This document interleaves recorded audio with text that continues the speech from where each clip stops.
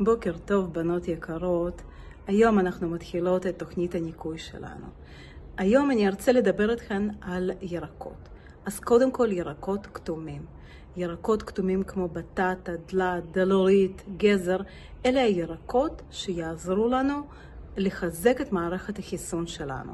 הם מכילים חומר שנקרא בטא קרוטן, שבגוף שלנו הופך להיות ויטמין A, וזה יעזור גם למערכת הנשימה וגם על מערכת העיכול. הוא יגן על הריריות של המערכות האלה וימנע חדירה של הווירוסים.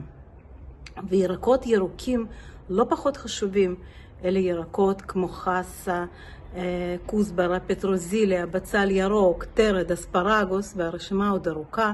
ירקות ירוקים יעזרו לנו לנקות את הכבד, והם מכילים גם ויטמינים כמו ויטמין C וויטמין K, וגם מינרלים כמו מגנזיום וברזל, וחשוב לאכול מהם אם אפשר בכל תקופת הניקוי וגם אחרי זה.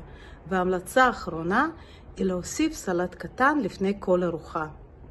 סלט קטן יכול לעזור לנו להרגיש תחושת סובל ליותר זמן.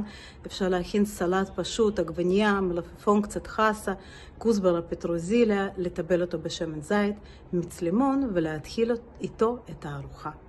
אז המשך יום נעים, ואני כאן לכל שאלה שיש לכם, ותכתבו איך הולך לכם, מה אכלתם היום, תשתפו את כל הקבוצה.